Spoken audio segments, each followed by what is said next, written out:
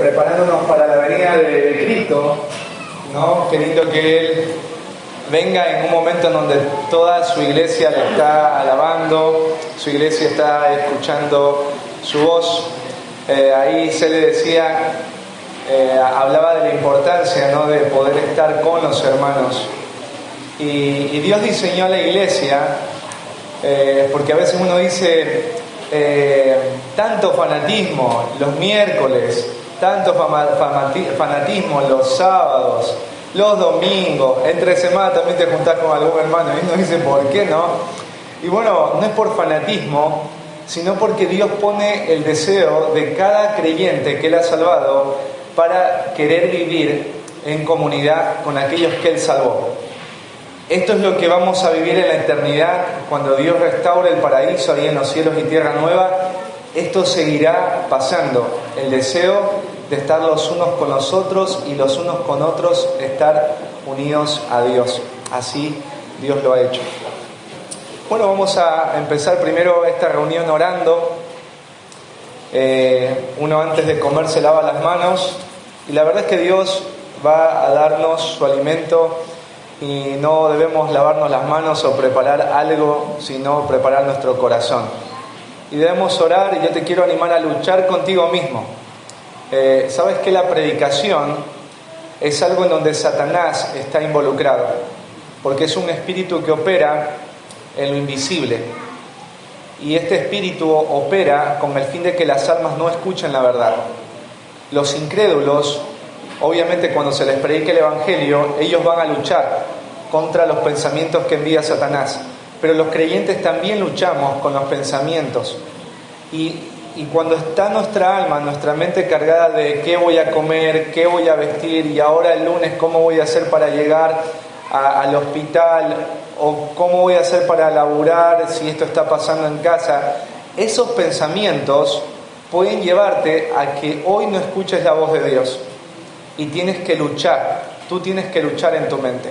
Hay varias formas de luchar, una es tomando nota, otra forma de luchar es poniendo verdaderamente atención, poner tu mirada en la palabra, estar atento. Es una lucha, va a ser una lucha para ti, tanto como lo va a ser para mí comunicarla, ¿sí? Así que vamos a pedirle gracia al Señor en oración para que Él nos ayude a cada uno. Amado buen Dios y Padre, cuántas gracias te damos por hoy poder estar juntos, y juntos, Señor, para alabarte, juntos para poder también escuchar tu verdad, que es tan necesaria al alma, Señor, y que alumbra nuestros ojos en medio de la oscuridad de este mundo y nos permite ver en dónde pisar, cómo caminar, y Señor, alumbra nuestros ojos para que vayamos en pos de aquel camino que tú has trazado y que conduce a la vida eterna. Señor, gracias por cada alma aquí presente. Gracias, Señor, porque Cristo ha prometido volver y todas las promesas que tú has hecho, Señor, son verdaderas y podemos confiar en ellas. Gracias por poder tener un templo, una casa para reunirnos como iglesia y poder, Señor, crecer juntos, animarnos, orar los unos por los otros. Gracias también, Padre, por poner en nuestro corazón el deseo de estar con los hermanos, el deseo, Dios, de compartir. Señor, danos de tu gracia para hoy escuchar tu verdad y también para disponer nuestros corazones a obedecerla. En el nombre de Cristo Jesús te agradecemos, Dios. Amén. Bueno, ustedes saben que el tema que estamos tratando todas estas semanas tienen que ver con el hombre. Hemos hablado de la creación del hombre, la caída del hombre, la salvación del hombre, y hoy vamos a estar hablando acerca de la depravación o la corrupción o la caída del hombre, ¿sí? Cuando Cristian en la anterior semana nos compartía a través del Antiguo y Nuevo Testamento qué es lo que Dios usó para declarar inocente a los hombres, veíamos claramente que Dios primero tuvo la iniciativa. El hombre cayó y se apartó de Dios y estaba en una condición pecaminosa grave y completa, y Dios toma la iniciativa para arreglar esa relación que está rota. No salió del hombre, sino salió de Dios. Cuando sale del hombre se llama religión. cuando sale del Dios se llama salvación. Y Dios nos dejó cuadros claros en el Antiguo Testamento de cómo ocurriría esta salvación, el ser declarados justos. Y Cristian nos mostraba ahí cuando Adán y Eva salen del Edén, que Dios hace un sacrificio porque Él va a vestirlos y va a poner pieles de animales. ¿De dónde salieron esos animales? Bueno, hubo un sacrificio. No está explícito ahí, pero está implícito, ¿sí? También después vemos en Caín y Abel que ellos tienen que acercarse a Dios en un día determinado con un sacrificio, ¿sí? Había una forma de acercarse a Dios. Abel lo hizo como Dios lo había establecido y Caín lo hizo a su manera y fue rechazado. Después vemos ahí en el pueblo de Israel que Dios establece un sistema completo de sacrificios para poder acercarse a Él y expiar el pecado. Y Cristian nos explicaba que había que ir con un cordero, con una ovejita, tenía que ser inocente, sin mancha, tenía que estar en perfectas condiciones. Y Dios había establecido cómo debía ser esta ofrenda, dónde, cuándo y por qué cosa debía ser puesta ahí en el altar, ¿sí? Era hermoso ver que todos los sacrificios que se hacían en el Antiguo Testamento solamente cubrían el pecado, no tenían la capacidad de borrarlo o quitarlo, ¿sí? Y también un sacrificio era solamente suficiente para el pecado que cometiste en un día y en un momento específico, pero no para todos los pecados. Pero en el Nuevo Testamento afirma una verdad preciosa, y es que todos esos sacrificios que se hacían en el Antiguo Testamento eran solamente sombras de aquel sacrificio perfecto que un día iba a venir y que iba a ser la provisión de Dios para la expiación o para quitar el pecado de todos los hombres. Y ahí Juan el Bautista, cuando habló de Cristo, él lo mencionó con este título: Él es el Cordero de Dios. ¿Sí? Él es la provisión que viene de parte de Dios. Dice que quita el pecado del mundo, ¿sí? Este Cordero no iba a cubrir solamente el pecado, lo iba a quitar completamente, ¿sí? Y ahí en el libro de Hebreos nos explicaba Cristian que este sacrificio es un sacrificio único, es un sacrificio suficiente. Hoy, después de Cristo, ya no se requiere otro sacrificio más aparte de este. Por eso dice que Jesús ofreció su vida una vez y para siempre. ¿Por qué? Porque lo que Él hizo basta delante de Dios.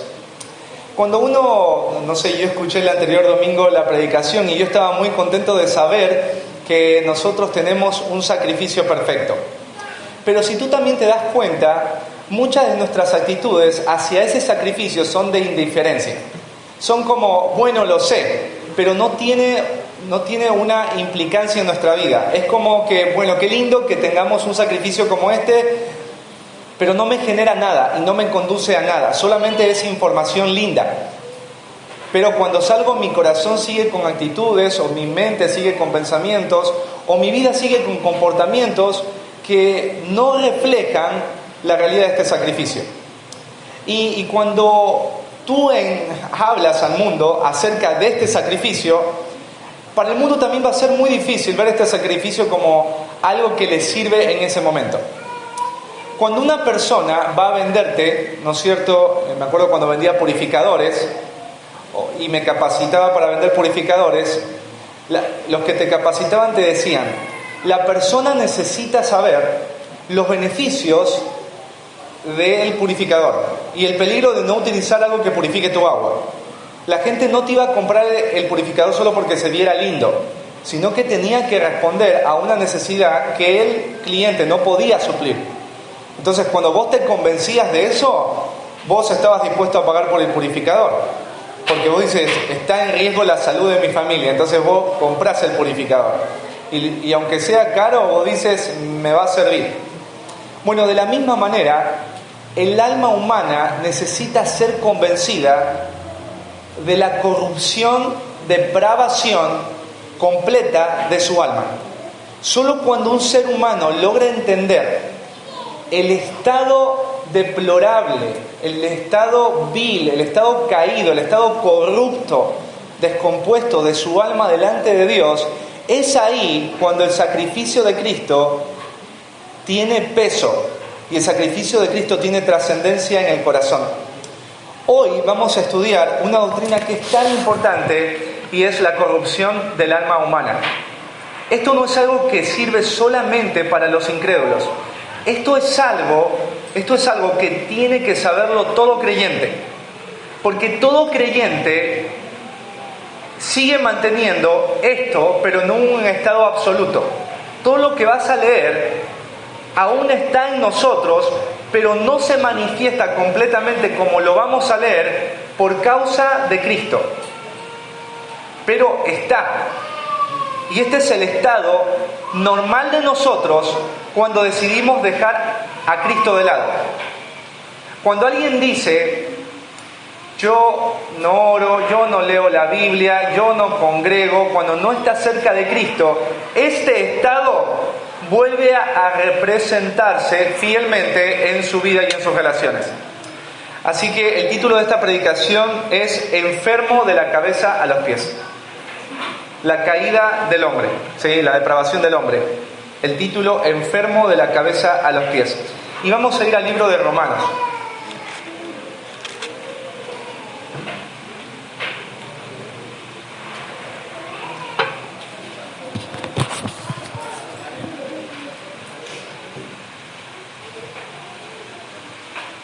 Libro de Romanos, vamos a abrirlo ahí. Y bueno, ¿sabes qué? El libro de Romanos fue escrito por el apóstol Pablo a una iglesia que estaba establecida en Roma, la capital del imperio.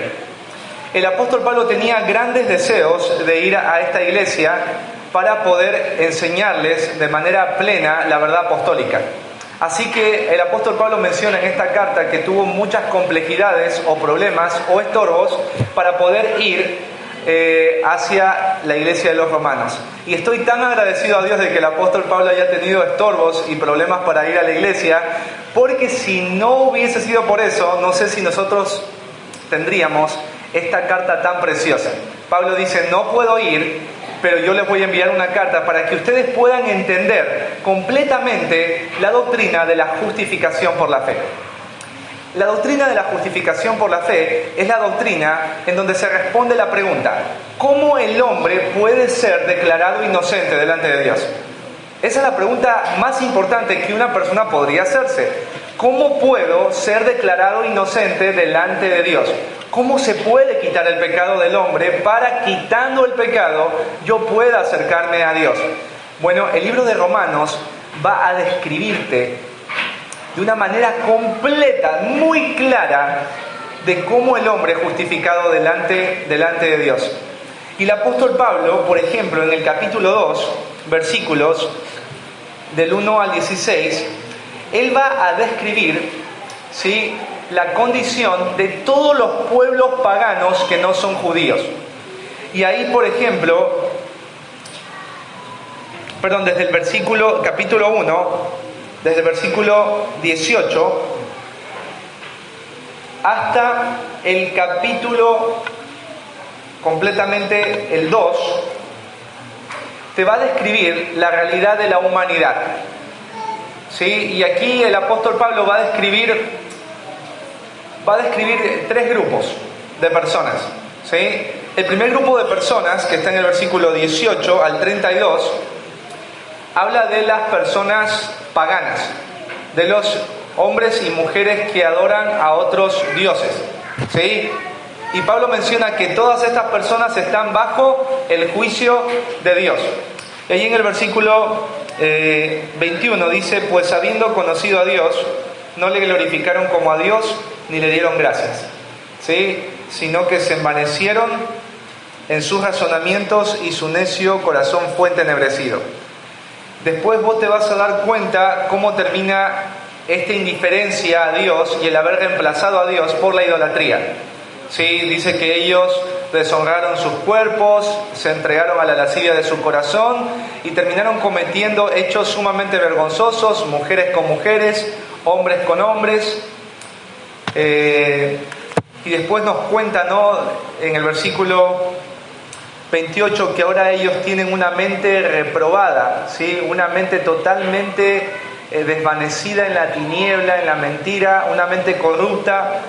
Y el versículo 29 describe cómo son estos hombres, ¿no es cierto? Dice el 29, que están atestados de toda injusticia, fornicación, perversidad, avaricia, maldad, llenos de envidia, homicidios, contiendas, engaños y malignidades. ¿Sí? Entonces Pablo dice, los paganos no judíos, ellos están bajo el juicio de Dios. Después en el capítulo 2, no le habla a los paganos, sino a los hombres que no son judíos, pero son hombres moralistas. ¿Qué es un hombre moralista? Es un hombre que te dice más o menos lo siguiente: yo no creo en Dios, Dios yo lo tengo de lejos, Dios allá, mi vida acá, pero yo soy una persona muy buena. Yo trabajo, ayudo, ¿sí? Trato de hacer lo mejor, ofrendo, doy limosnas, hago obras de beneficencia.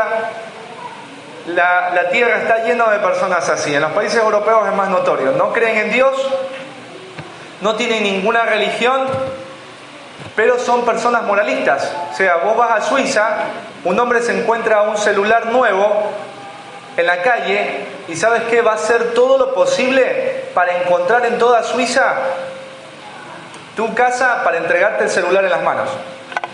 Uno diría, esa persona es muy buena. Sí, acá en La Matanza perdés un celular, el 1100, viste que tiene pantalla verde, no lo volvés a ver nunca más en tu vida. Un celular muy viejito. Y uno diría, Suiza está lleno de gente buena. No, está lleno de gente moralista. Gente que cree que sin Dios puede vivir una vida buena. O gente que se considera a sí mismo buena por todas las cosas buenas que hace. Por no robar, por trabajar, ¿no es cierto? Por no hacer violencia a nadie. ¿Qué dice ahí Pablo de estas personas? Ahí en el versículo 1 dice: por lo cual eres inexcusable, oh hombre, quien quiera que seas tú que juzgas, pues en lo que juzgas a otro te condenas a ti mismo, porque tú que juzgas haces también lo mismo. ¿Sí?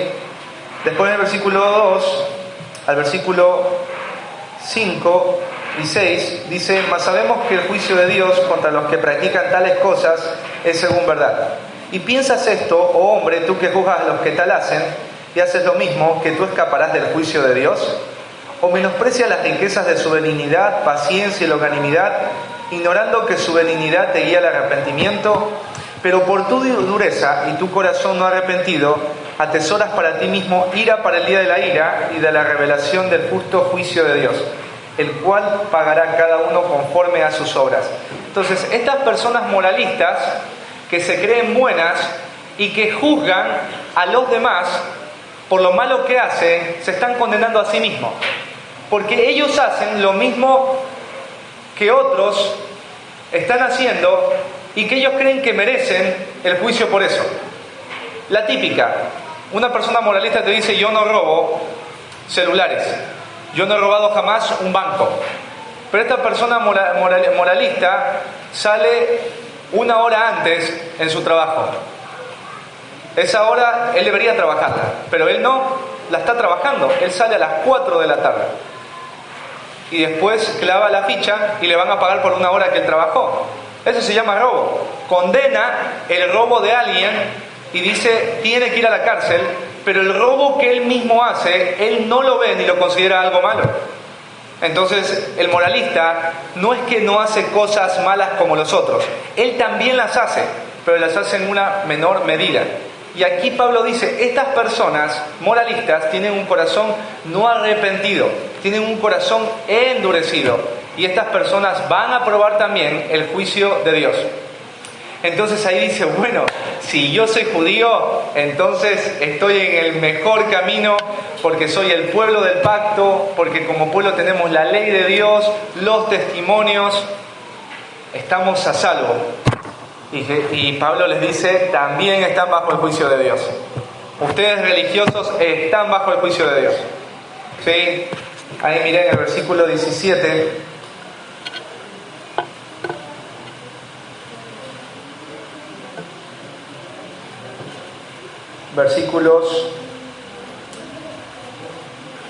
hasta el 24. Dice: he aquí tú tienes el sobrenombre de judío y te apoyas en la ley y te glorías en Dios. Y conoces su voluntad e instruido por la ley apruebas lo mejor.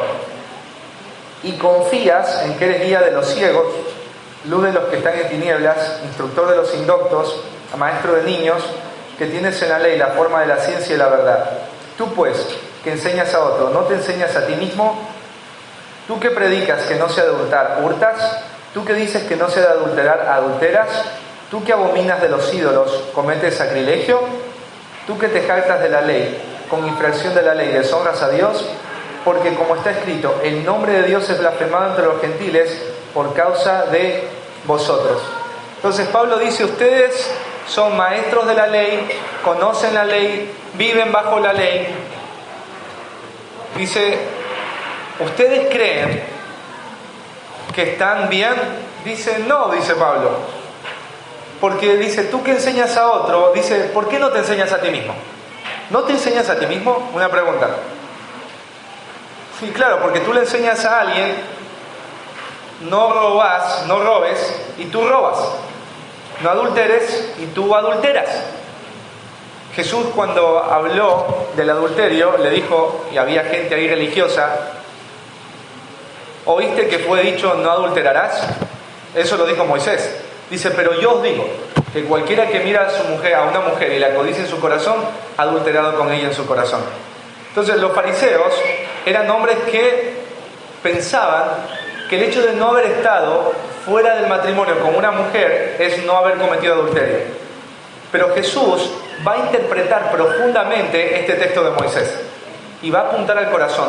Todo hombre que ha codiciado a una mujer en su corazón de manera sexual, esta persona ha cometido adulterio. Y si ha cometido adulterio, el juicio de Dios estará sobre él, porque todo adúltero en Israel debía ser apedreado.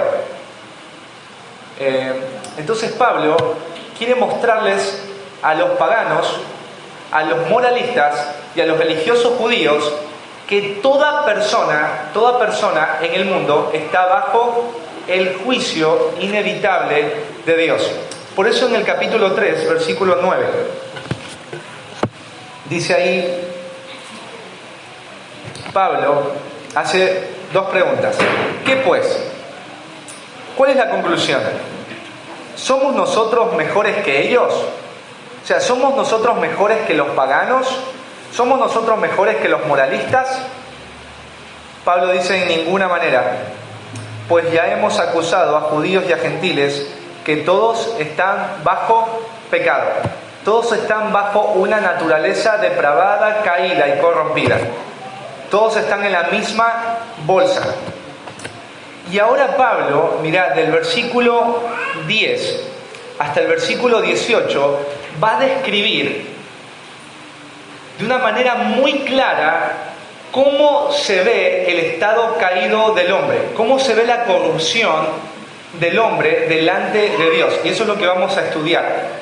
El primer punto, porque la pregunta sería esta: ¿de qué manera se puede ver la corrupción del hombre? Primero vamos a estudiar el corazón corrompido del hombre. ¿Sí? La pregunta: ¿cómo la humanidad está tan depravada? Primero, por el corazón corrompido. El corazón corrompido. Corazón corrompido. Mira, ahí en el versículo 10 dice: no hay justo, dice, ni aún uno. La palabra justo tiene que ver con alguien que es irreprensible, alguien que legalmente es inocente, o sea, alguien que no tiene ni una infracción en su contra. Los que tienen auto, es inevitable que por lo menos en la vida vos tengas algún tipo de infracción, ¿no es cierto? Porque no puedes no tener nunca una infracción si tú has conducido auto. Entonces un juez sabe que una persona que tiene auto no puede ser inocente en haber fallado contra la ley de tránsito. No puede ser inocente completamente. Puede ser alguien que no haya hecho tantas faltas en la calle, pero inevitablemente no puede ser alguien inocente en cuanto a no haber nunca quebrantado la ley de tránsito. Bueno, el concepto cuando Dios dice no hay justo ni aún uno, está diciendo que en la tierra no hay nadie inocente. La Biblia afirma que hay hombres que fueron justos. Noé dice que era justo, Enoc era alguien justo. Incluso el papá de Juan el Bautista, Zacarías, era un hombre justo, y su mujer también describe Lucas. Y uno podría decir, ¿por qué Dios dice allí que no hay injusto y en otras partes de la Biblia dice que hay hombres justos? Bueno, porque el sentido acá tiene que ver con alguien inocente. Y Abraham, Enoc, todos esos hombres que menciona la Biblia no pueden pararse delante de Dios y decir que ellos están en un estado legal de inocencia, porque de alguna manera, en algún momento, han pecado contra la ley de Dios. Entonces, esto de entender la naturaleza humana es tan importante, porque no es que nosotros no podemos hacer cosas justas porque no queremos. No podemos estar en inocencia continua y permanente delante de Dios. O sea, no podemos dejar de pecar. ¿Por qué? Porque nosotros somos personas injustas. Esa es nuestra naturaleza. Si tú tienes un palo de hierro, por más que lo lijes, ¿qué te va a salir? Hierro, porque esa es su naturaleza. Si a nosotros nos lijaran, siempre va a haber injusticia. No hay una manera en que no haya injusticia en nosotros. Esa es nuestra naturaleza y nuestro estado. Y el apóstol Pablo, mirá, ahí en Romanos, capítulo 7,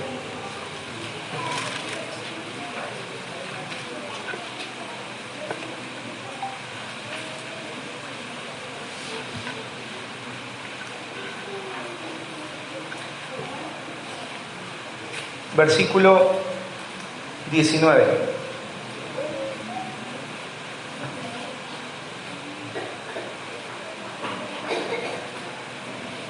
Dice Pablo, porque no hago el bien que quiero, sino el mal que no quiero, eso hago. Y Pablo después en el versículo 24 dice, miserable de mí, ¿quién me librará de este cuerpo de muerte? Nosotros estamos en un estado de miseria. Mira, es tal nuestra miseria delante de Dios que Pablo la reconoce. Pablo dice, quiero hacer lo bueno, pero al momento de hacerlo no voy a hacer el bien que quiero, sino el mal que no quiero, eso hago. Eso es tremendo. O sea, si una persona se propusiera a vivir a la luz de lo que Dios ha dicho, jamás podría, porque su naturaleza es de continua injusticia. Y por eso Pablo dice, miserable de mí. ¿Qué miseria es esta la mía? ¿Qué miseria es este mi estado? Porque al final termino haciendo lo que no quiero hacer, lo que está mal. Mira, también ahí en Eclesiastés, vamos a Eclesiastés, el sabio al contemplar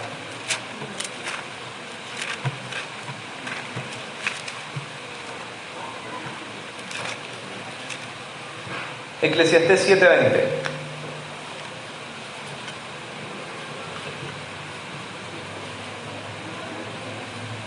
Eclesiastés 7:20.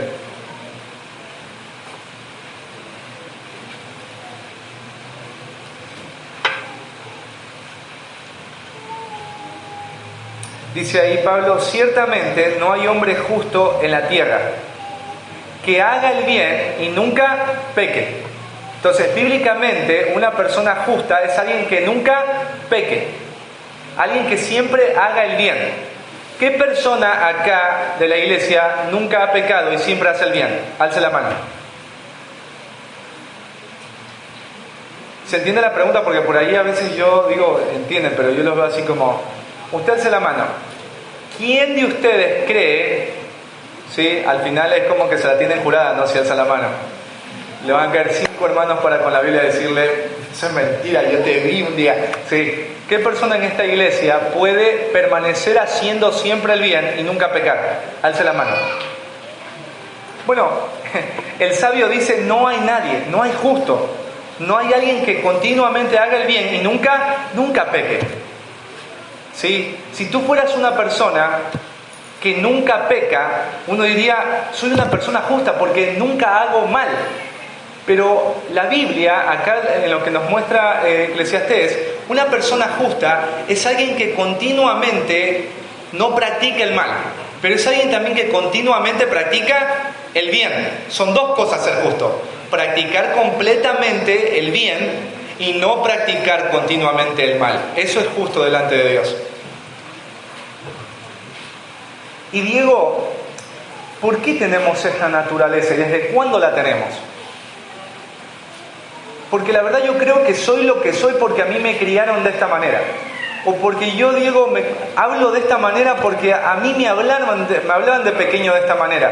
O porque hoy estoy viviendo, Diego, por situaciones difíciles. Por eso hablé y me comporté de esta manera. ¿Será tan así?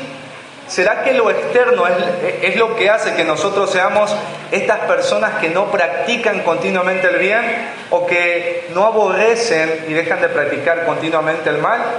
¿Será esto así? Bueno, no. Miren, vamos a ir al Salmo 51:5.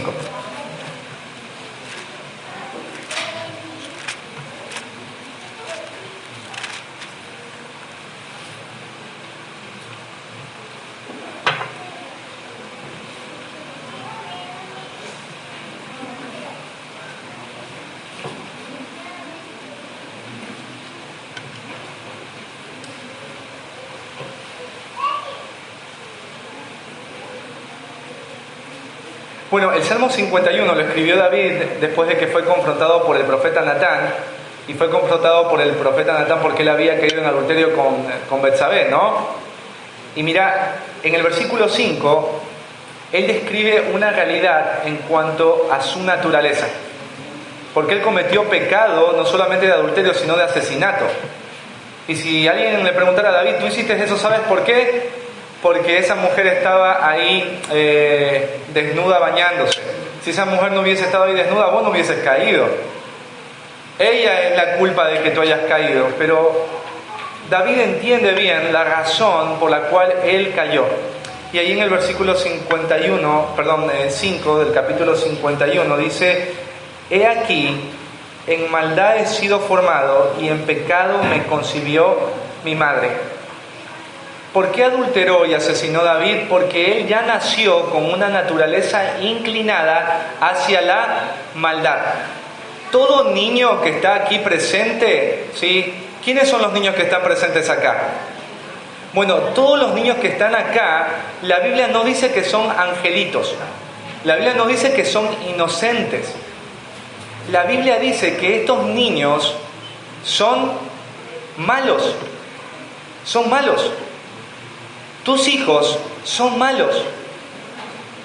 Y ellos son malos no cuando empiezan a tener 5 años o 3 años en el momento en que se comienzan a manifestar.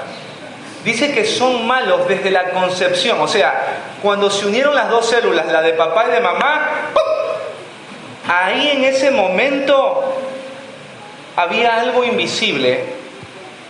Y era que venía con esas dos células dentro del ADN también la pecaminosidad. Tus hijos y todos los habitantes de la tierra que van a nacer ya nacen corrompidos por el pecado, ya nacen con una naturaleza maligna y perversa dentro de sus corazones. Por eso tú tienes que esperar a que tu hijo crezca para que llegue a hacer todo lo malo que él va a hacer. Así que ningún niño es un angelito, es un inocente. Son personas malas que han nacido con una naturaleza que los va a llevar a vivir en la depravación y corrupción. Los niños son así también. Todos nosotros. Vamos a volver otra vez a Romanos.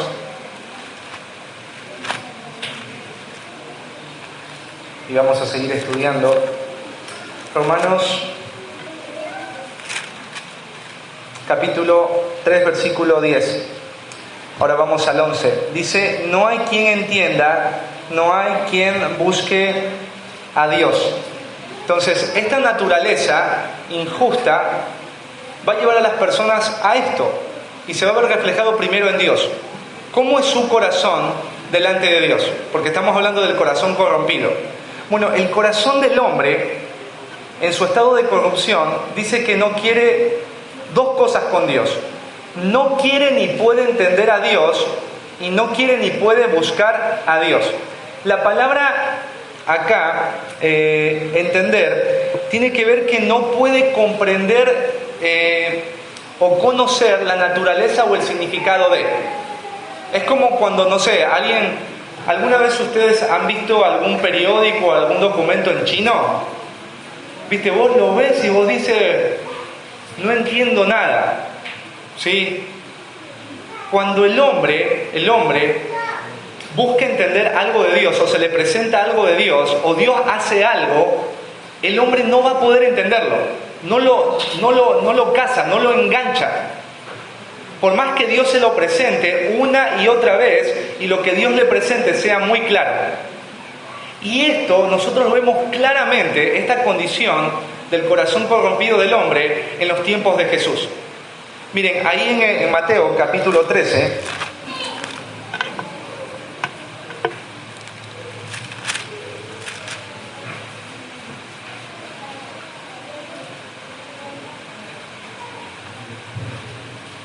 Mateo capítulo 13, versículo 15.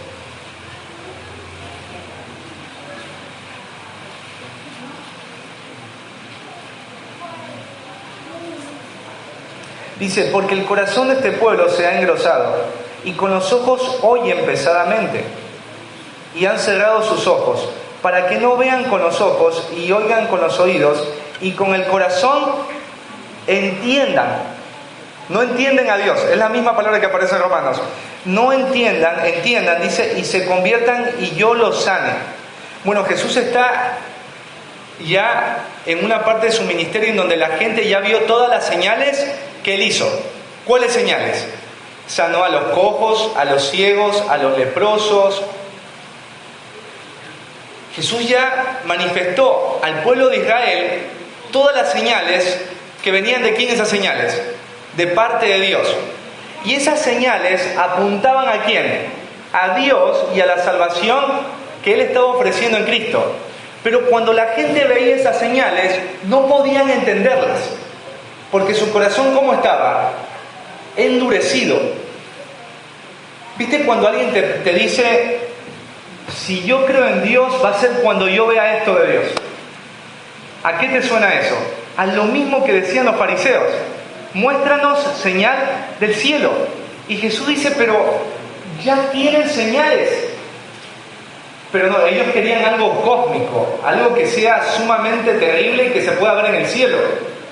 Pero los fariseos vieron a un ciego de nacimiento tener ojos, a un leproso de pies a cabeza ser sanado, a Lázaro que resucitó de los muertos, 4 días de muerto tenía. Pero ellos no podían entender a Dios.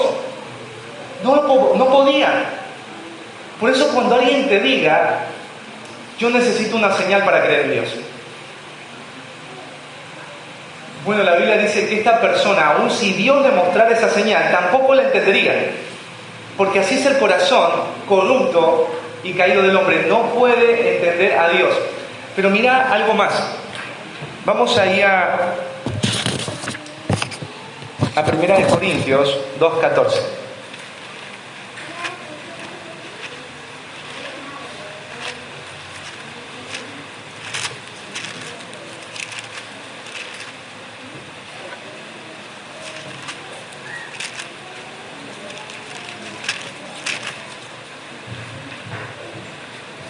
Dice, pero el hombre natural no percibe las cosas que son del Espíritu de Dios, porque para él son locura, y no las puede entender porque se han de discernir espiritualmente.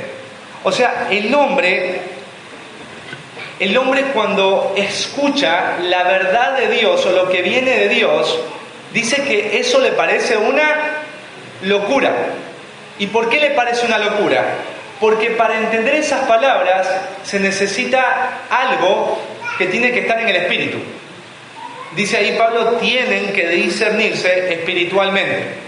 ¿Por qué el hombre natural, o sea, el hombre caído, corrupto y depravado, no puede entender la verdad de Dios y le parece una locura. Porque el hombre depravado está muerto en sus delitos y pecados. Espiritualmente está muerto. No le sirve la máquina. ¿Sí? ¿Alguna persona ha utilizado lupa? ¿Viste cuando hay una letra chiquitita? ¿Qué haces? La lupa, ¿no? Había una mujer en una iglesia allá en Ecuador que tenía una Biblia de verdad, parecía el libro de Petete, era así grandota, la Gaby sabe. Y ella leía así. ¿Te acuerdas, amor? Así leía. Bueno, porque ella podía entender así porque los lentes de botella eran así, era una viejita, hermosa la viejita, ¿sí? Bueno, el ser humano no tiene esa lupa dentro de él para poder ver claramente lo que Dios le está hablando, porque está corrompido y caído, así está su corazón, no puede entender a Dios. Todo lo que dice Dios es una locura. Si vos le dices a una persona en el mundo que Dios dice que debemos perdonar a nuestros enemigos, ¿qué te va a decir? Es una locura. Si vos a una mujer que no conoce a Dios le dice vos tienes que responderle a tu esposo con respeto, te va a decir, eso es violencia, ¿no? Porque todo lo que le dices al mundo, como su corazón está corrompido y caído y depravado, va a estar en contra de lo que tú le digas, porque no tiene la lupita para verlo, porque se tiene que discernir espiritualmente y él está muerto. Vamos otra vez a Romanos. Dice, no hay quien entienda, no hay quien busque a Dios. Bueno, la palabra búsqueda tiene que ver con un deseo diligente de encontrar algo o alguien. ¿Se acuerdan de la mujer que en la parábola que perdió una dracma, una monedita? ¿Qué pasó cuando en la historia dice que la perdió? Jesús nos cuenta. Que ella empezó a buscar por toda la casa, ¿viste? Una búsqueda diligente, una búsqueda apasionada, una búsqueda implacable, ¿no? Sí, ella empieza a buscar por toda la casa, ella cancela todas las reuniones, ¿no es cierto? No quiere saber nada hasta que no encuentre su monedita. Bueno, el sentido de la palabra es esto. El hombre no solamente no entiende a Dios, sino que no le busca. No le quiere buscar con diligencia. No le importa. Si tú te das cuenta, todas las personas, y lo puedes ver en tu propia vida, porque ahora luchamos con esto, es más fácil para el hombre ver 3 series de Netflix, si lo ponemos en ejemplo, por 10 horas que le recibir a alguien que le dé la Biblia. Uno se preguntaría, ¿pero por qué? O cuando vos le dices algo de Dios, no tengo tiempo. No tengo tiempo, no, justo me salió esto, y ponen un montón de argumentos. Y después vos ves el perfil de Facebook, se fue a pescar, se fue al boliche, se quedó a las 4 de la mañana, ¿sí? Pues, pero sí tiene tiempo. Yo creo que es una persona inteligente porque, mirá la casa que hizo. Bueno, porque la corrupción del corazón humano es esa, no entiende a Dios y no quiere saber nada de Dios. Nada que tenga que ver con Dios quiere saber. No está dispuesto a buscarle. O sea, hay gente que busca un montón de cosas. Desde que se levanta buscamos un montón de cosas. Y el que busca, encuentra. Hay personas que dicen, mirá, digo, quería hacerme esto y no tenía, pero le busqué la vuelta. ¿Viste? Acá los argentinos utilizan esa frase. Le busqué la vuelta y lo encontré y lo hice. ¿Por qué la gente no le busca la vuelta para encontrar a Dios? Porque no entiende a Dios ni le importa la persona de Dios. Ese es el corazón corrupto y caído de la raza humana. ¿Sí? Así que cuando tú tienes ese deseo, ver una película o leer la Biblia, ver una película. ¿Por qué te pasa eso? Porque esa naturaleza vieja todavía está ahí en pequeño y todavía sigue forzando. Pero en los que no son creyentes, eso no es algo que solamente es pequeño, sino que los domina, los controla y dirige sus vidas. En el versículo 12, seguimos hablando del corazón corrompido. Dice, todos se desviaron, a unas se hicieron inútiles.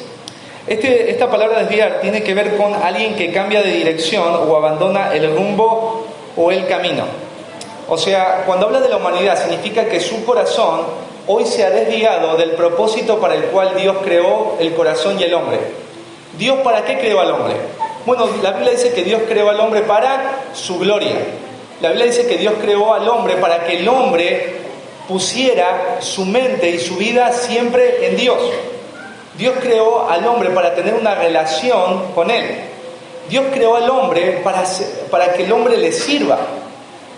¿Sí? Y el hombre iba a hallar en el servicio a Dios la plenitud de la vida, el gozo de la vida, la paz de la vida. Dios creó al hombre, ¿no es cierto?, para que los hombres se amaran los unos a los otros. Pero dice acá Pablo que por causa de la caída del hombre, el hombre se ha desviado de ese camino, ha tomado otra ruta, se ha ido en otra dirección. ¿Y qué dirección ha tomado hoy el hombre? Bueno, vamos a mencionar algunas, y una de ellas es la idolatría. La idolatría significa darle a algo o a alguien el lugar que debería tener Dios. ¿Sí? Y el pueblo, los paganos no solamente son los únicos que caen en esto. Toda la humanidad ha caído en la idolatría porque ha puesto algo o alguien por encima de Dios. Mira, ahí en Éxodo capítulo 32, versículo 8, vemos esta condición en el pueblo de Israel.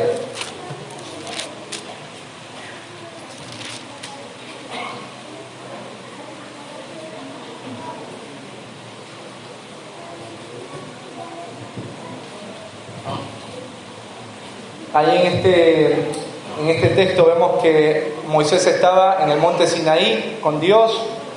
Habían pasado ya muchos días porque Dios ahí estaba dándole instrucciones para el pueblo. Y llegó un momento en que el pueblo se preocupó y dijo: y ahora se murió Moisés. Ya está. Y el que estaba a cargo era Aarón. Entonces en el versículo 7, mientras estaba Moisés hablando con Jehová, Jehová le dijo a Moisés: anda, desciende, porque tu pueblo que sacaste de la tierra de Egipto se ha corrompido. O sea, ellos ahora están en un estado de depravación, de corrupción, porque mirá lo que están haciendo. Se han apartado del camino. ¿Viste cuando dice Pablo que se desviaron? Bueno, este es el concepto. Apartarse del camino. Ellos se apartaron de algo. ¿Y de qué se apartaron? Dice: se han apartado del camino que yo les mandé.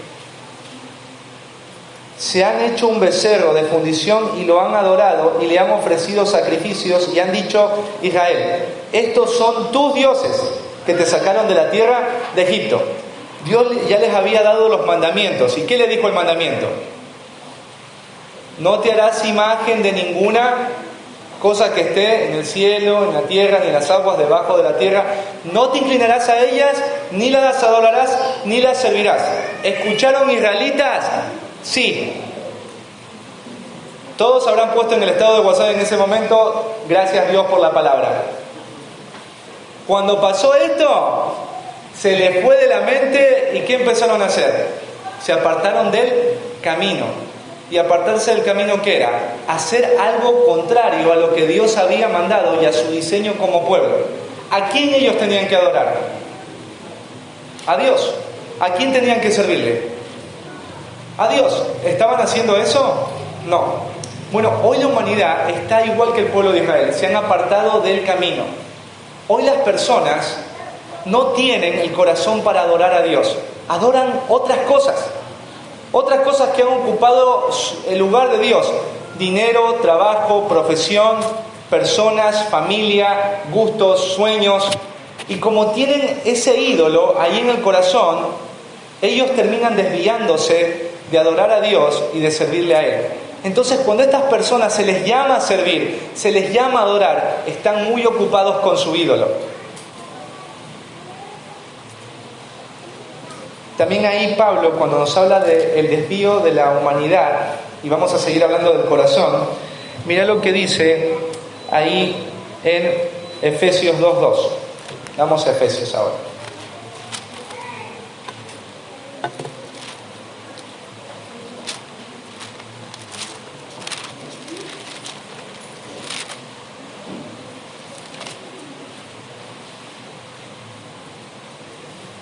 Pablo acá describe cuál era la condición en la que ellos andaban en otro tiempo. O sea, le está hablando a los creyentes, pero les va a recordar cómo eran ellos antes. Y esto que Pablo menciona de lo que los efesios eran antes, no es solo lo que eran antes los efesios, sino lo que era antes ellos y toda la humanidad. ¿Sí? Dice el versículo 2 de Efesios: en los cuales anduvisteis en otro tiempo, siguiendo la corriente de este mundo, conforme al príncipe de la potestad del aire, el espíritu que ahora opera en los hijos de desobediencia. Versículo 3: entre los cuales también todos nosotros, no dice unos, todos nosotros vivimos en otro tiempo. ¿De qué manera vivíamos en otro tiempo, antes de que viniera la vida? En los deseos de ¿qué? De nuestra carne, haciendo la voluntad de la carne y de los pensamientos, y éramos por naturaleza hijos de ira, lo mismo que los demás. ¿De qué manera se ve el desvío de la humanidad cuando Pablo menciona acá que todos se desviaron? En que han abandonado el camino, porque ahora, en lugar de andar en los deseos de Dios, ¿en los deseos de quién anda la gente? En los deseos de su propio corazón, de su carne. Hoy, ¿sabes qué va a ser? Hoy es más notorio, y cada vez va a ser más notorio, esta filosofía: haz lo que vos sentís, haz lo que te haga feliz, haz lo que tu corazón te dicte. Y eso no es un lindo consejo, porque ese consejo significa vivir desviado del diseño de Dios. Y así vive la humanidad. Tú ves a jóvenes perdidos, ¿por qué? Porque tenían un deseo y tenían que satisfacerlo. Matrimonios destruidos, vidas destruidas, porque han caminado, se han desviado del diseño de Dios. El diseño de Dios para la humanidad no es vivir de acuerdo a tus pensamientos, no es vivir de acuerdo a lo que sentís, no es vivir de acuerdo a lo que deseás y soñás, es vivir de acuerdo a Dios. Pero tenemos una naturaleza que está, ¿cómo? ¿Cómo está la naturaleza? Está caída. Y cuando algo se cae, se rompe. Entonces no está funcionando la humanidad correctamente. Tú como creyente, cuando quieres empezar a vivir, no lo hice porque no siento. Pero si Dios te manda a hacerlo, no, pero no lo sentía. No, pero no es lo que yo estoy pensando. Yo pienso distinto. Bueno, ahí es cuando esa naturaleza que antes tenías y te dominaba, está influenciando de vuelta. ¿Te das cuenta? Esto también es para que comprendamos cómo funciona nuestro corazón. Ahí en el capítulo 4, versículo 18, desde el 17, dice: esto pues digo, y requiero en el Señor, que ya no andéis como los otros gentiles que andan en la vanidad de su mente, teniendo el entendimiento entenebrecido, ajenos de la vida de Dios, por la ignorancia que en ellos hay, por la dureza de su corazón, los cuales, después que perdieron toda sensibilidad, se entregaron a la lascivia, para cometer con avidez toda clase de impureza. Entonces acá te muestra cómo era la naturaleza y el corazón, ¿no es cierto?, de los gentiles, de aquellas personas que no conocen a Dios. Dice que estas personas son ajenas de la vida de Dios, que son ignorantes de Dios, que su corazón está endurecido y que ellos, dice que hacen con avidez todos los deseos de su corazón. Hacen cosas pervertidas, hacen cosas que son inmundas, porque su corazón es el que gobierna. Así es la corrupción y la depravación del hombre. Volvamos otra vez ahí a Romanos.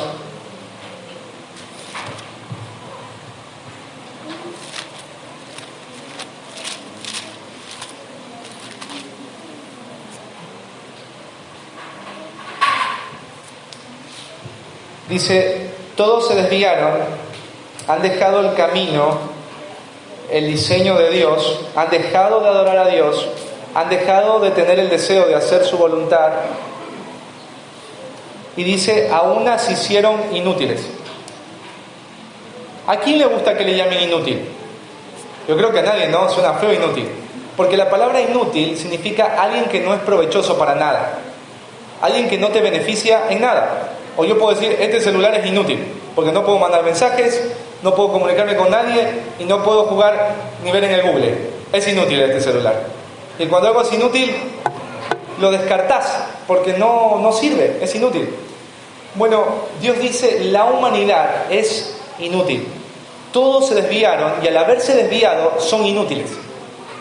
Toda persona que se desvía de Dios va a ser un inútil. Diego, pero las personas en el mundo hacen un montón de maravillas. Yo estuve viendo un reportaje con las niñas de Dubái y los árabes, escuchen, no sé si han visto un reportaje, pero un desierto lo convirtieron en una ciudad donde hay islas ahora, hay como riachuelos, pero vos ves la foto y era un desierto, no había nada. Vos dices, pero esas personas, digo, no conocen de Dios, para mí no son inútiles. Bueno, cuando la palabra inútil no está relacionada en cuanto a que el hombre no puede hacer cosas físicas maravillosas en este mundo. El hombre lo puede hacer. El hombre ha avanzado en la tecnología, ha avanzado en muchas cosas. Pero cuando habla de inútil, quiere decir que el hombre no puede ser usado por Dios para sus propósitos. Porque el hombre está en un estado caído y corrompido. O sea, si Dios fuera un joyero y Él quisiera hacer una joya y se acercara a la humanidad, lo único que va a encontrar Dios en la humanidad son piedras quebradas y molidas, que no sirven para nada. Eso es lo que Dios encontraría en la humanidad. Por eso a veces hay gente que dice, estaría bueno invitar a tal persona que no tiene a Cristo para que sirva a Dios, porque por ahí a través del servicio Dios se anima. Dios dice que nadie que está en una corrupción y depravación espiritual es útil para algo. Un hombre, por ejemplo, en casa puede ser útil ¿para qué? Para traer dinero, pero no va a ser útil para pastorear el corazón de su esposa, de sus hijos, porque su corazón es depravado, está corrompido. Lo mismo pasa con los hijos. Tu hijo puede ser un gran estudiante, pero no puede ser útil para los propósitos de Dios, y le pasa a toda la humanidad, a nosotros mismos. No podemos ser útiles para Dios, somos inútiles, porque así nos dejó el estado caído y de corrupción a través de la primera caída. Ahora en Cristo nosotros podemos ser útiles, pero sin Él no se puede. Pero también tienes que entender esto: si tú te apartas de Dios, si tú quitas la mirada de Él, vas a volver a ser un inútil, porque tus palabras van a ser inútiles para edificar a otros. Tu comportamiento va a ser inútil, va a ser de tropiezo. No vas a poder hacer con fidelidad la obra que te ha llamado Dios a hacer. Si te apartas del Señor y quitas tu mirada de Él, vas a ser un inútil.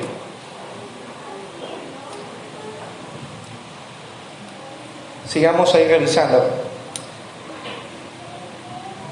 En el versículo 12 dice, no hay quien haga lo bueno, no hay ni siquiera uno. Y la conclusión a esta primera sección de Pablo es esta: no hay nadie que haga lo bueno, ni siquiera uno. No hay nadie que pueda hacer tan solo un poco lo que Dios ha mandado, ni siquiera un poco.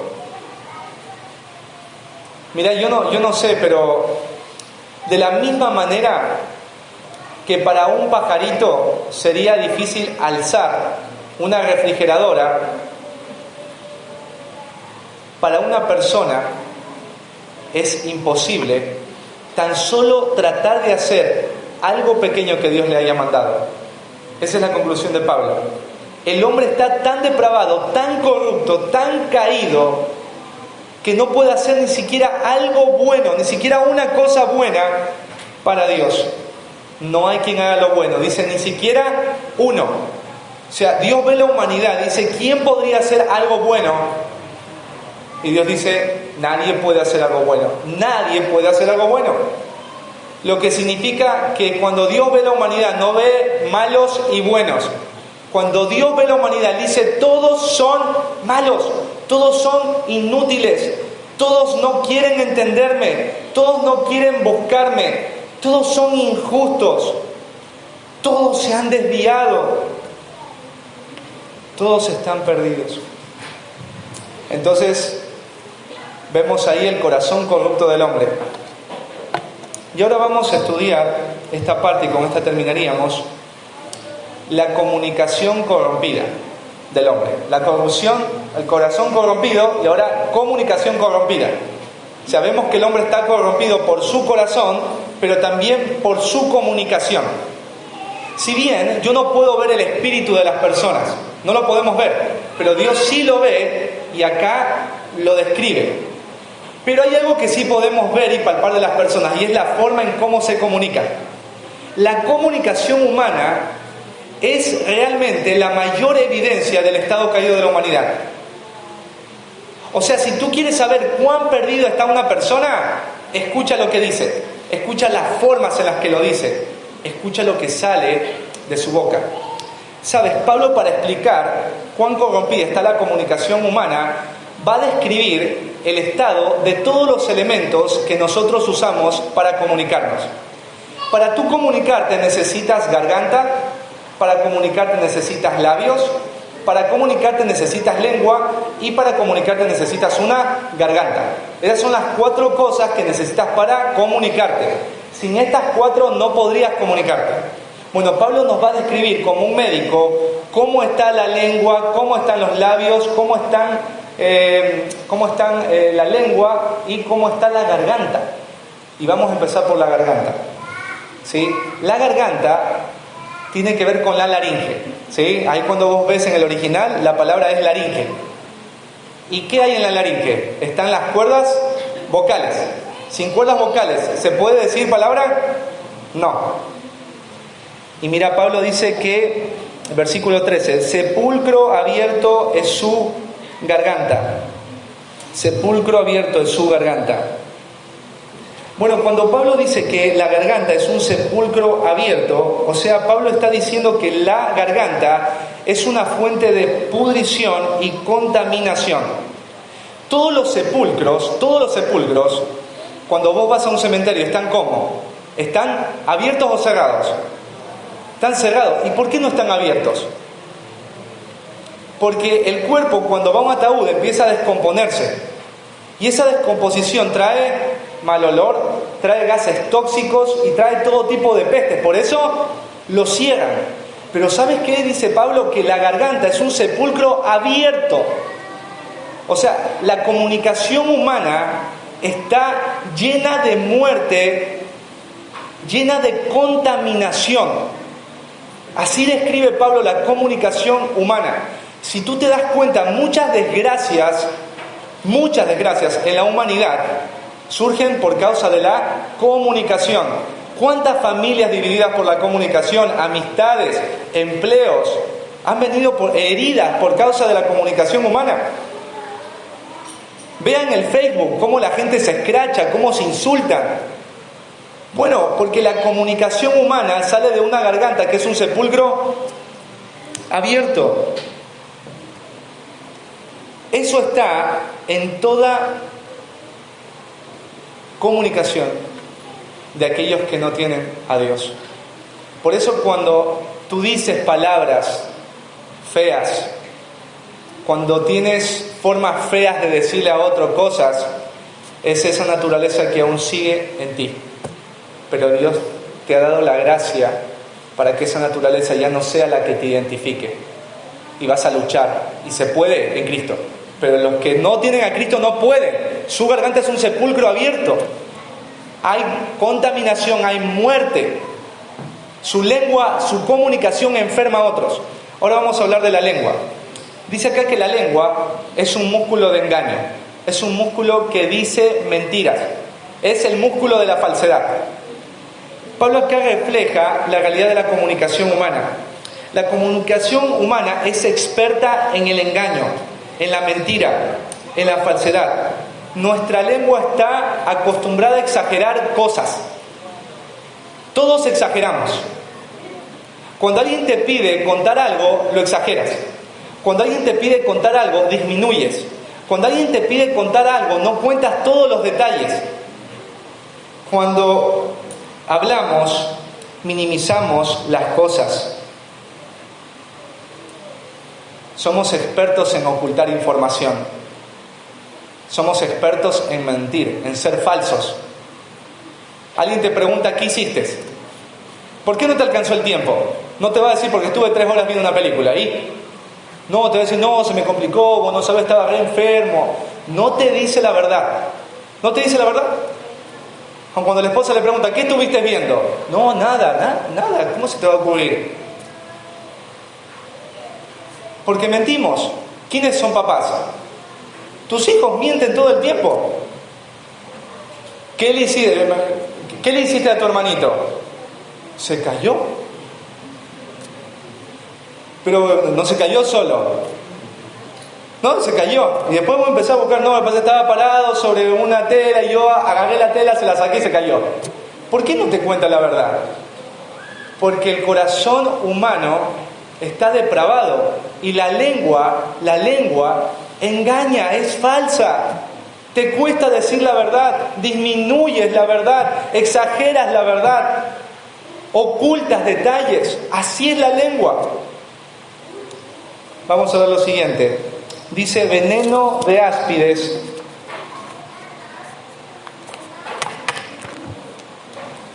Veneno de áspides hay debajo de sus labios. Bueno, no quiere decir que si hubiera veneno de áspides en nuestros labios, los que estamos casados estaríamos muertos. ¿Sí? Porque si hay veneno de áspides en la boca de mi esposa, ya está. ¿Qué pasa con el veneno? Te mata. Lo que está hablando acá Pablo es de la comunicación. ¿Sí? Dice que la comunicación humana está llena de veneno, pero no utiliza cualquier tipo de veneno. Dice veneno de áspides, o sea, de serpientes. Yo estuve averiguando, una de las serpientes más venenosas, si no la más venenosa del mundo, es la mamba negra. ¿Sí? Cuando la mamba negra te muerde, larga entre 100 a 120 miligramos de veneno. Solo el 10% de ese veneno te puede matar a ti. O sea, el 10%. Y cuando Pablo habla de los labios, dice que los labios están cargados de veneno. La comunicación humana está llena de veneno. Es común que nuestra comunicación tenga veneno. ¿Y cuál es el veneno que sale de nuestra boca? El sarcasmo, la ironía, la insinuación, la lisonja. ¿Viste cuando vos quieres chamullar a alguien? Eso es veneno, porque vos le quieres hacer un mal para conseguir algo para ti, o aún para que la persona no se dé cuenta de su error. La lisonja es terrible. El chisme, ahí Proverbio dice que el chisme entra como bocados suaves y después dañan el corazón. La murmuración, la queja contamina. El pueblo de Israel, ¿se acuerdan cuando volvieron los 2 espías? Se quejaron. Y esa queja provocó que todo el pueblo se queje y los llevó a rebelarse contra Dios. Así es la lengua humana, está llena de veneno. Llena de veneno. Y este veneno se desparrama en todos nuestros círculos. Yo estoy seguro que algunos de ustedes, por palabras que les han dicho, sus vidas no volvieron a ser igual, porque quedaste marcado. Algo en ti murió porque alguien te dijo algo. Y obviamente cuando vienes a Cristo esa mentira sale.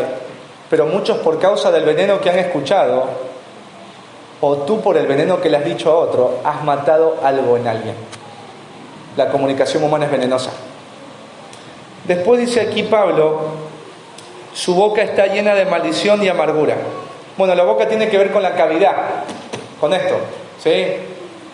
Porque necesitamos esto para que salga la comunicación. Y Pablo dice que la boca está, dice, llena de maldición y amargura. Cuando habla de maldición, tiene que ver con una persona que a través de palabras jura o dice cosas para herir a alguien. ¿Sí? Es la violencia verbal. ¿Viste cuando alguien amenaza? Eso es maldición. Y dice que está llena de maldición. Está llena, ¿no es cierto?, de palabras que lo que hacen es proferir destrucción sobre alguna persona o algún grupo. ¿Alguna vez te pasó que te enojaste con alguien? ¿Y qué le dijiste? Te voy a caer a piñas, te voy a hacer esto, ojalá te pudras, ojalá te mueras. Eso significa que la boca está llena de maldición. O sea, mis palabras profieren daño sobre otros y otras personas. Pero también dice que la boca o la comunicación humana está llena de amargura.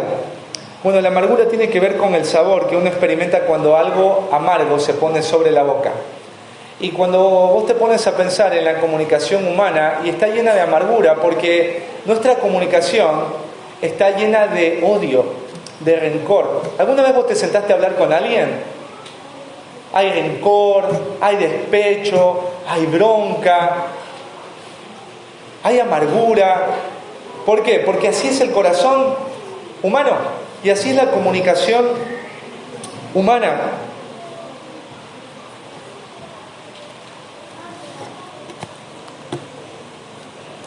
Sabes, no tenemos mucho tiempo para revisar las partes que vienen, y las vamos a revisar la semana que viene en la Santa Cena, pero sí quiero llevarte a meditar en algunas cosas que hemos estudiado hoy.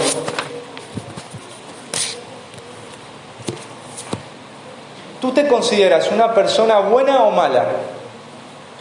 ¿Sabes? Lo más difícil es convencer a alguien de que es malo. Cuando alguien nos pregunta cómo es la vecina, mala. Esposo, malo. Hijo, por ahí. Pero por ahí es malo también, ¿no? Pero cuando nos preguntan a nosotros, ¿cómo te ves a ti mismo? La mayoría de nosotros nos vemos bien. ¿Sí?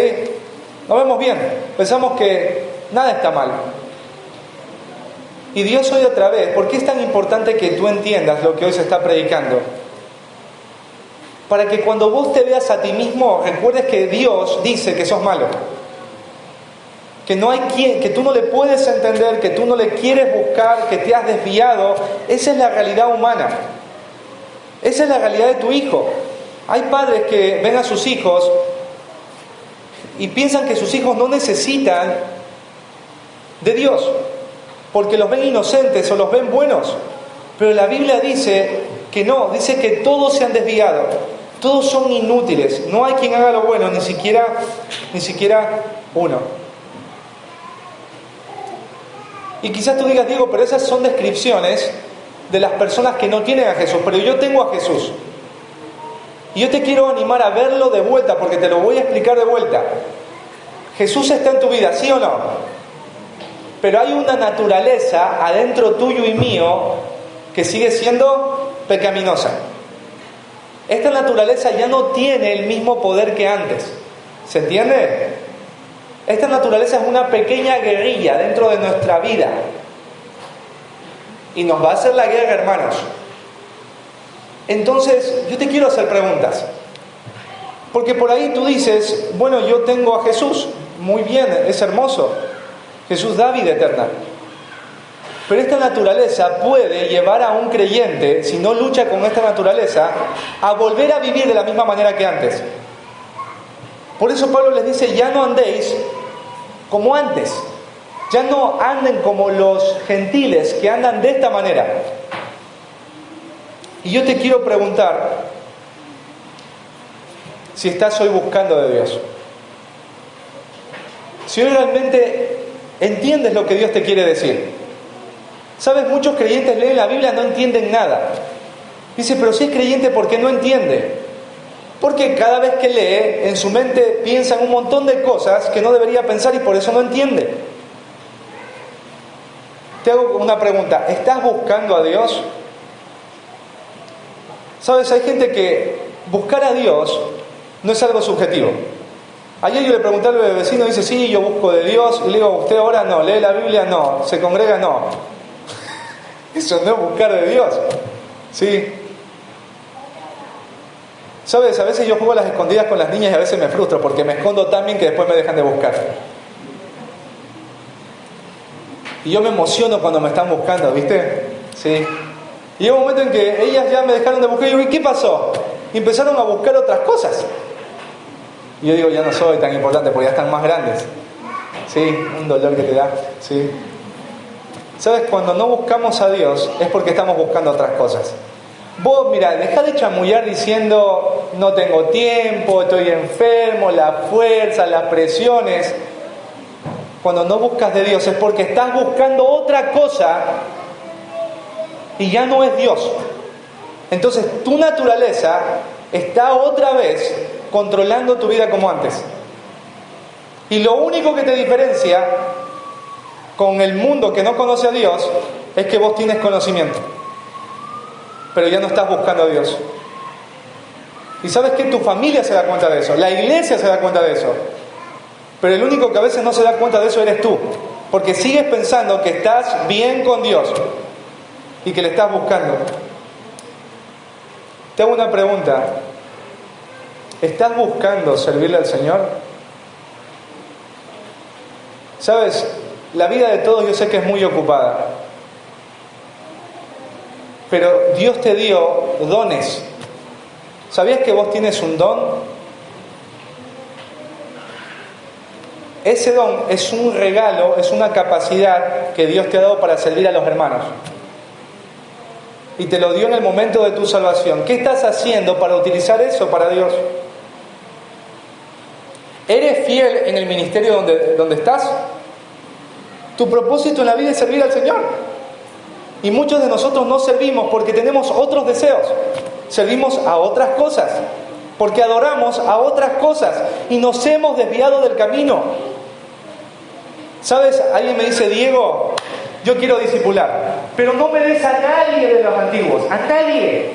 Yo quiero gente nueva. ¿Y sabes por qué quiere la gente que discipula gente nueva?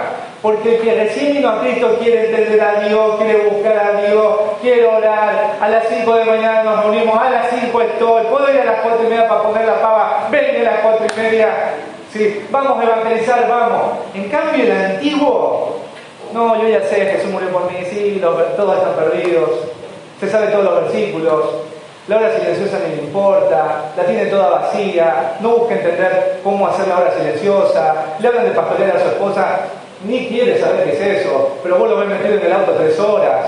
No estoy agarrándomela con nadie, estoy poniendo ejemplos, ¿sí? Entonces vos dices, algo está mal en esta persona. Claro, porque ha vuelto otra vez a lo mismo. Ha vuelto otra vez a lo mismo.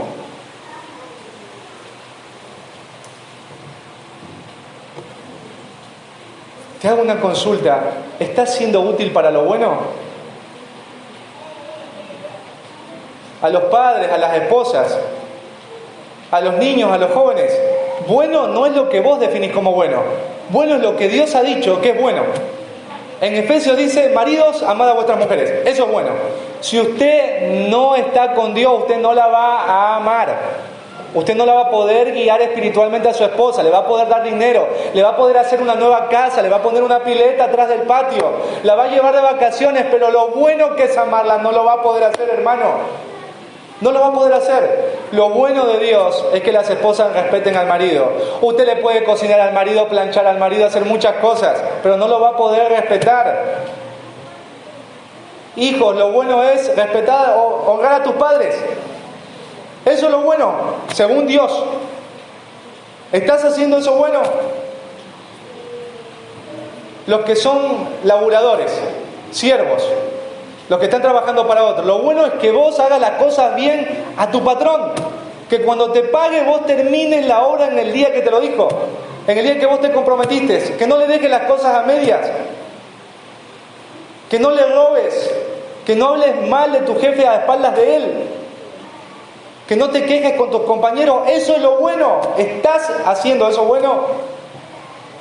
Lo bueno como creyente de esta iglesia, que ofrendes, que sirvas, que visites a tus hermanos.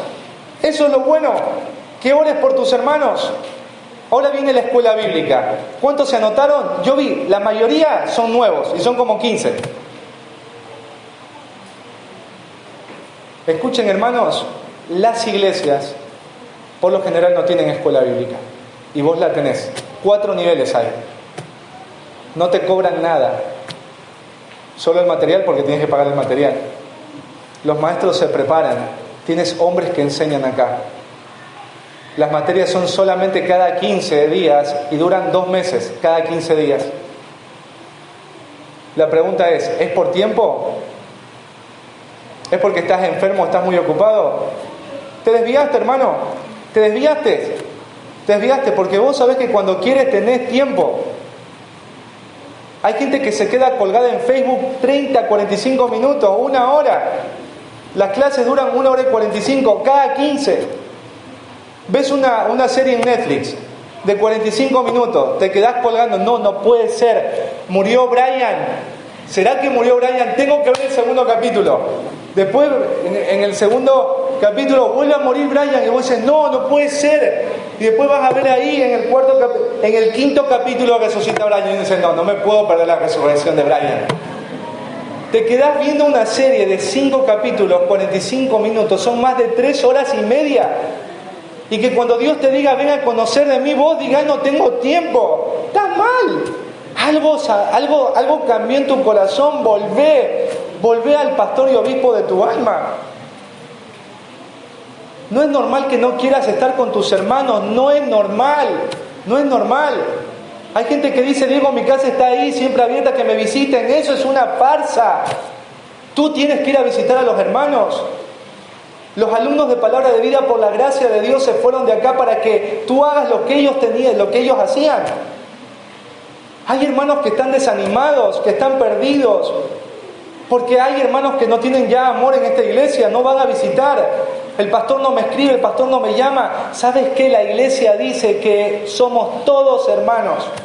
Somos todos hermanos y tenemos que preocuparnos los unos por los otros. Eso es lo bueno. La humanidad, cuando Dios la ve, dice, no hay uno que haga lo bueno. Pero sabes que cuando yo en el aquí y ahora no estoy haciendo lo bueno que Dios me pidió, significa que me desvié. Significa que no estoy buscando a Dios, que no le entiendo y que esa naturaleza injusta ha vuelto otra vez a dominar mi vida.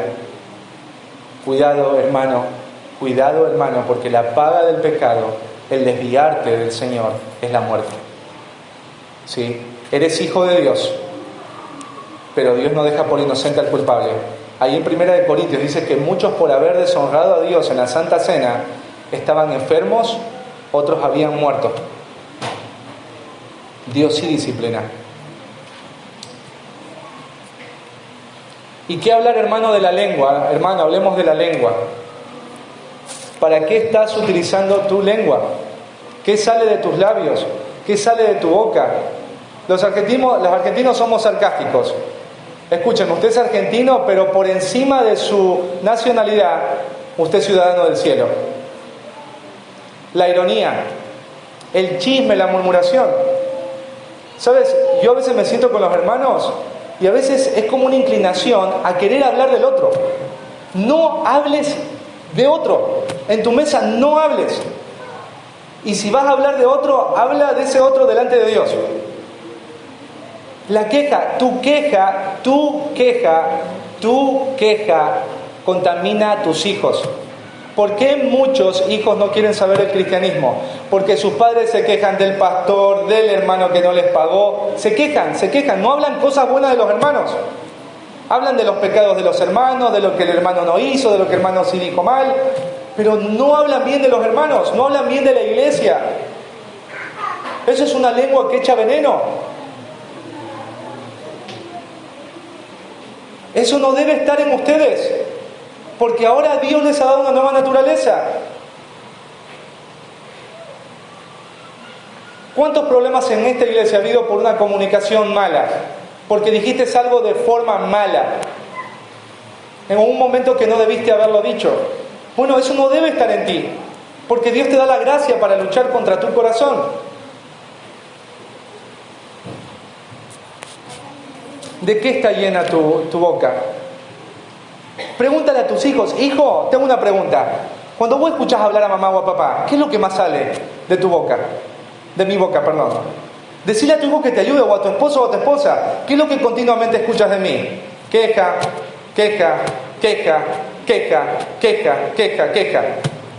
Insultos, reproches. Amargura, amargura. Lo que me hicieron, lo que no me hizo. Esa es la comunicación de un no creyente. Y si usted está comunicándose así, hermano, no entiende a Dios, no busca a Dios, se ha desviado del camino, la naturaleza injusta ha vuelto otra vez a operar en su vida.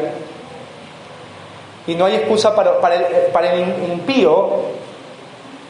El impío podemos decir, bueno, total, no tiene al Espíritu Santo, se entiende. Pero escuche, si usted tiene al Espíritu Santo y su comunicación es del diablo, es venenosa, es impía, escuche, no hay excusa. No hay excusa. No hay excusa.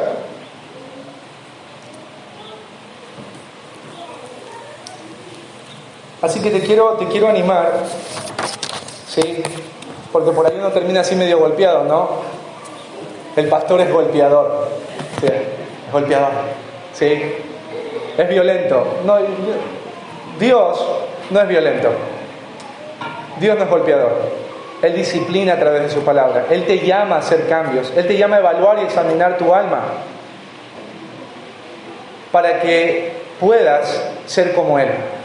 Si alguien está, Diego, todo lo que dijiste, yo me identifico. Estoy literalmente como alguien que no conoce de Jesús. Bueno, ven a Jesús. Ven a Jesús. Jesús dijo, apartados de mí, nada podéis hacer. Si estás teniendo estas características, vení a Jesús. Porque todo lo que está pasando hoy en tu vida es porque ya no entiendes a Dios y ya no le buscas. Estoy seguro que por ahí, después de esto, todos van a estar en la escuela bíblica. Bueno, porque si el pastor no me ve anotado ahí, me va a decir, este mensaje fue para vos. No, hazlo para conocer más al que ama tu alma. Aquel que sacrificó su vida una vez y para siempre. Y aquel que sacrificó su vida una vez y para siempre, ¿sabes qué? Te ha dado la gracia y el poder para que busques a Dios, para que entiendas a Dios, para que hagas lo bueno que Él te ha pedido, para que seas justo, ¿se entiende? Él ya te ha dado la gracia y la gracia solamente está en la persona de Jesús.